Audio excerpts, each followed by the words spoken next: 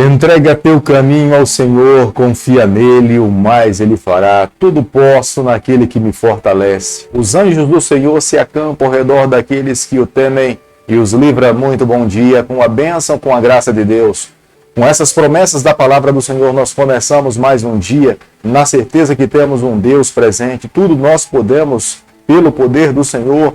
Os anjos do Senhor estão ao nosso redor, nos livrando, nos acompanhando, nos dando a segurança de caminharmos, que um dia nos encontraremos com o nosso Salvador e viveremos com Ele para todo sempre.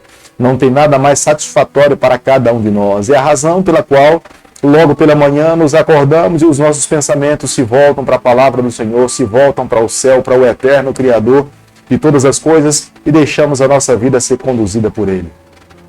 Todos os dias nesse canal nós estudamos um capítulo da palavra do Senhor. E nessa manhã eu convido você a ter nas mãos a palavra de Deus no livro de Ezequiel, capítulo 33, o versículo 1 e o versículo 2. Veio a minha palavra do Senhor dizendo: Filho do homem, fala aos filhos de teu povo e dize-lhes: quando eu fizer vir a espada sobre a terra, e o povo da terra tomar um homem de seus limites, e o constituir por seu atalaia. Quando nós pensarmos em falarmos ou pregarmos de Deus para alguém, nós jamais devemos menosprezar a presença e o poder do Espírito Santo. Alguém que se dispõe a trabalhar para Deus, destituído de uma vida batizada pelo Espírito Santo, é de fato perder tempo. Mas quando nós estamos expostos a falar em nome de Deus, mas é o Espírito Santo que ele move o nosso coração, ele move a nossa vida, tenha certeza, os frutos, os resultados irão alcançar os seus objetivos. A palavra de Deus deve ser regra de fé e prática para todos nós. É a palavra de Deus que deve conduzir a nossa trajetória. É a palavra de Deus que deve ser pregada no momento em que nós abrimos os nossos lábios. É através da palavra de Deus que o Espírito Santo fala ao coração das pessoas. Se nós não abrirmos a palavra de Deus, estaremos destituídos de poder para alcançar a vida daqueles que estão a perecer nesse mundo de pecado. Ezequiel tinha nas mãos a responsabilidade de falar em nome de Deus. Foi um homem chamado por Deus para o grande desafio da sua época, de falar, mostrar, ensinar o caminho pelo qual o povo deveria seguir. Embora estivesse tão longe do ideal do Senhor, mas ele foi o atalaia, o profeta, o homem pelo qual Deus confiou a sua mensagem, para que ele pudesse expandir, falar, mostrar aos seus filhos que estavam aqui nessa terra. Como nós podemos observar no versículo 1 do capítulo que nós estamos analisando nessa manhã, a palavra que chega ao profeta Ezequiel é como se ela tivesse chegado no dia anterior. No dia posterior se deu a queda de Jerusalém.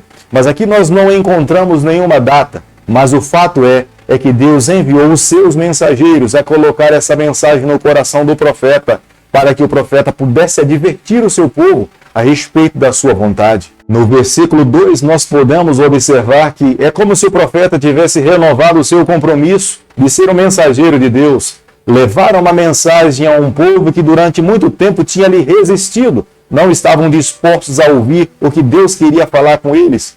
Mas nessa nova fase do ministério do profeta Ezequiel, ele encontra pessoas agora que começam a fazer uma mudança de pensamentos. No passado, eles acreditavam que eles não mereciam receber o juízo de Deus, porque eles acreditavam que não poderiam ser punidos pelo pecado dos seus pais.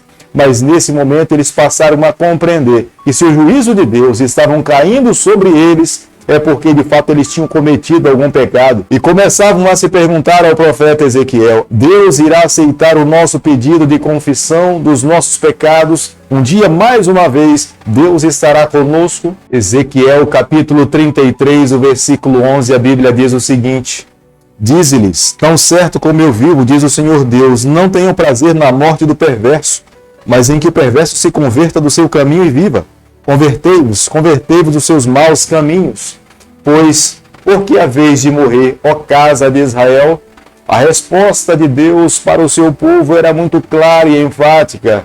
Deus não tem prazer na morte de ninguém. Deus não estava feliz em permitir que uma outra nação mais poderosa humilhasse e levasse cativo o seu povo. O desejo de Deus é que de fato houvesse um verdadeiro arrependimento, uma verdadeira mudança. corações fossem transformados, corações fossem humilhados diante de Deus, e se essas pessoas estivessem dispostas a viver dessa forma, o próprio Deus que tinha nesse momento permitido os juízos cair sobre o seu povo, seria o próprio Deus que estaria com os seus braços abertos para receber o seu povo e oferecer o perdão. Deus jamais iria condenar alguém sendo que os pecados fossem de outra pessoa. A responsabilidade diante de Deus, ela é individual, não é transferível. Nenhum filho irá pagar os pecados dos seus pais, nem os seus pais irão pagar os pecados dos seus filhos. Cada um individualmente diante do seu Deus irá prestar conta da vida que viveu nessa terra. A justiça que todo pecador recebe na vida não é por merecimento próprio, é o próprio Deus que coloca no nosso coração.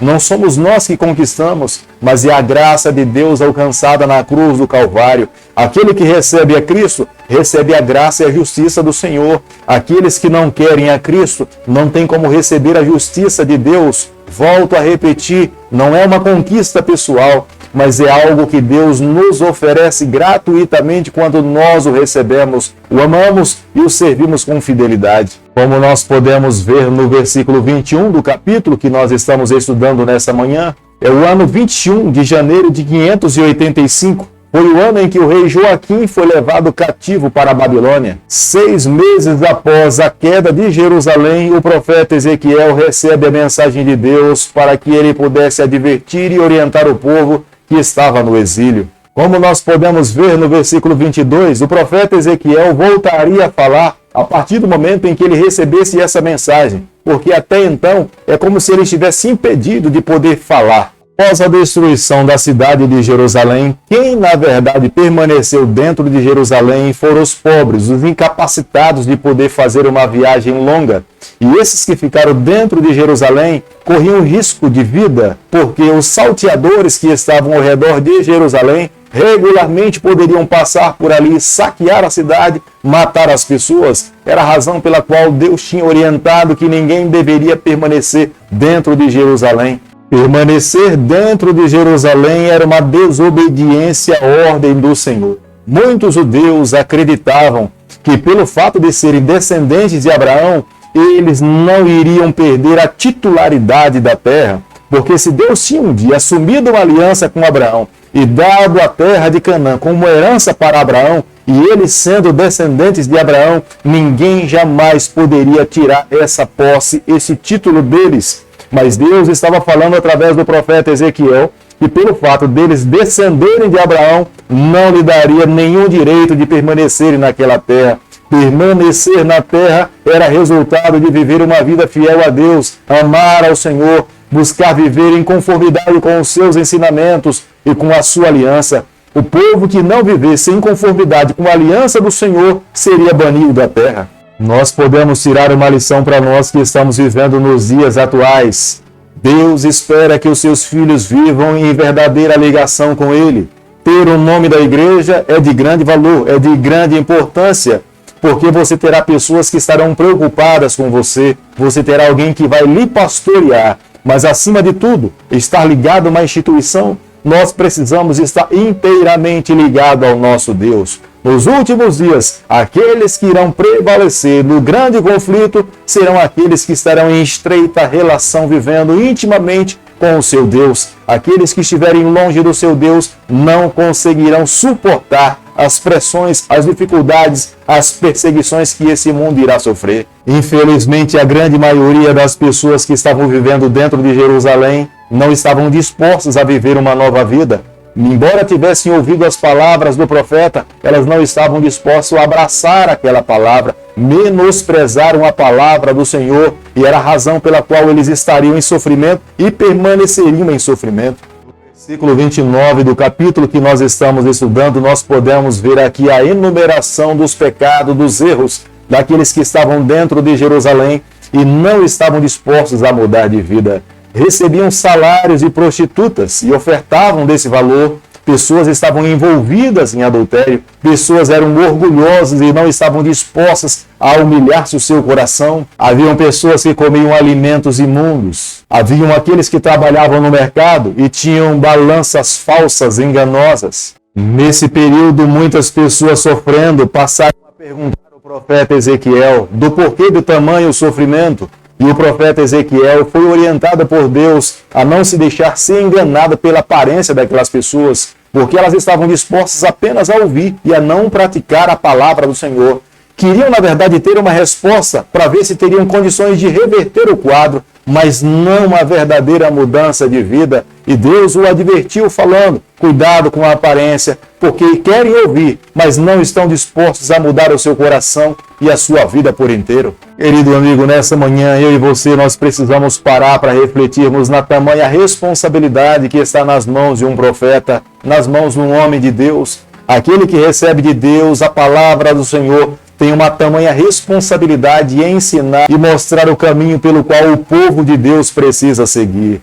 Quando o homem de Deus ele não está sóbrio para mostrar verdadeiramente aquilo que Deus pede para que ele mostre ao seu povo, o povo se corrompe e a responsabilidade será cobrada do próprio profeta. Mas se o profeta for fiel a Deus e apresentar a verdade de acordo com a vontade do Senhor, Deus irá poupar o profeta, irá derramar os seus juízos sobre uma nação, e era o que estava acontecendo nesse período. Ezequiel foi poupado, como Jeremias também foi poupado, mas a nação sofria porque não deram ouvido à palavra do Senhor, enquanto os homens chamados por Deus foram fiéis em apresentar ao povo a verdade como Deus esperava que fosse ser pregada. Hoje, quando nós vamos à nossa comunidade, nós precisamos estar com os nossos ouvidos abertos, porque aquele que abre a palavra de Deus e fala em nome do Senhor, ele precisa ser fidedigno ao que Deus está pedindo para nós. Não é para agradar o nosso coração, não é para agradar os nossos ouvidos, mas o nosso coração precisa estar conectado com a palavra, entendermos a vontade do Senhor e deixarmos que ela conduza a nossa vida. Deus não tem prazer na morte de ninguém. O desejo de Deus é que todas as pessoas cheguem ao pleno arrependimento dos seus pecados. É por isso que antes dele derramar o seu juízo sobre o seu povo, ele envia os seus mensageiros a essa terra. Ele faz com que o seu povo tenha o conhecimento do que ele espera dos seus filhos. A escolha final ele coloca nas mãos de cada um de nós. Aquele que escolhe servi-lo, amá-lo, ele o abraça, o recebe e o perdoa. Mas aquele que dá as costas e quer viver de acordo com a sua própria vontade, ele deixa seguir o seu caminho sem ter a sua proteção. É a grande diferença na vida de um cristão e daquele que dá as costas para o Senhor. Hoje, cada um de nós precisamos fazer as nossas escolhas. Precisamos escolher amar e seguir ao Senhor. Entregar a nossa vida nas mãos de Deus. Se vivermos dessa forma, tenha certeza, a mão do Eterno estará sobre a nossa vida. Querido Pai, em Tuas mãos, nessa manhã, nós nos colocamos. Queremos viver exclusivamente para o Senhor. Toma o nosso coração, perdoa os nossos pecados, nos dê a graça de vivermos exclusivamente para Ti. É o que nós pedimos, é o que Te agradecemos e fazemos em nome de Jesus. Que o Senhor te abençoe e te guarde. Ele faça resplandecer o seu rosto sobre você. Que Ele tenha misericórdia de você. E sobre você, nessa manhã, Ele levante seu rosto e conceda a sua paz em nome de Jesus. Amém.